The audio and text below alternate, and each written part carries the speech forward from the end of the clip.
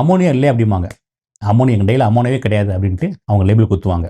ஆனால் அமோனியா இல்லாமல் டை தயார் பண்ணவே முடியாது. ஸோ யாரெல்லாம் வந்து கெமிக்கல் டை யூஸ் பண்ணுறாங்களோ அவங்களுக்கு கேன்சர் வரலாம் தான். ஓகே. அதே மாதிரி ஒரு நாள் லைனாக வரும் அப்படியே தலை முடிஞ்சது. அப்புறம் நம்மளுடைய புருவத்துக்கு போகிற அந்த ஐப்ரோஸ், அது லிப்ஸுக்கு போகிற லிப்ஸ்டிக்கு, பல்லு தேய்க்கிற பேஸ்ட்டு எல்லாமே கேன்சர் காசிங் கெமிக்கல்ஸ் இருக்குது. அது மாதிரி முகத்துக்கு போகிற அந்த அந்த பவுடரில், அந்த கெமிக்கல்ஸில், பாடிக்கு போகிற சோப்பில், காலுக்கு போடுற நெயில் பாலிஷில் எல்லாத்துலேயும் கேன்சர் காசிங் கெமிக்கல் இருக்குது. அதே மாதிரி ஸ்ட்ரெஸ் வந்து இதில் ஒரு பெரிய ரோல் இருக்குது.